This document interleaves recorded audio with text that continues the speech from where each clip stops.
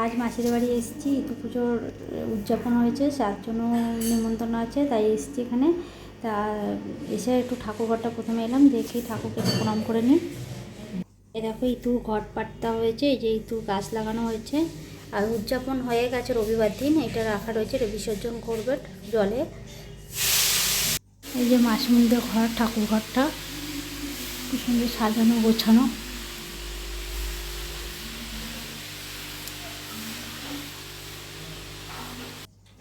মাসিদের এখানে সব ঠাকুরের রান্না হচ্ছে, ঠাকুরের সব ভোগ রান্না করা হচ্ছে। আমার বৌদি রান্না করছে, খিচুড়ি করছে, এখনো খিচুড়ি হয়নি।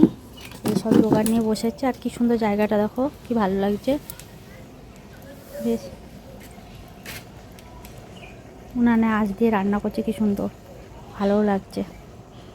এই দেখো কি সুন্দর বাঁধাকপি রান্না করছে বৌদি বসে। উনানের রান্নার একটা টেস্টই আলাদা হয়, খেতে ভালো লাগে। তোমাদের কেমন লাগে একটুখানি জানাবে। আর কি সুন্দর রোদে বসে বসে রান্না করছে, দেখো কি সুন্দর রোদ আসছে এদিক দিয়ে, শীতকালে রোদ পোয়ানো খুব ভালো লাগবে। এবার সব বাচ্চারা খেতে বসে পড়েছে, সবাই খাচ্ছে, খুব সুন্দর করে সবাই বসেছে। বাচ্চাগুলোকে আগে খেতে দেওয়া হয়ে গেছে, আর দাদা এদিকে তরকারি রান্না করে যাচ্ছে। আমিও খেতে বসে পড়লাম, প্রথমে পাতা দিয়ে গেল, আরও অনেকেই বসেছে। এবার দিয়েছে গরম গরম খিচুড়ি, বেগুন ভাজা।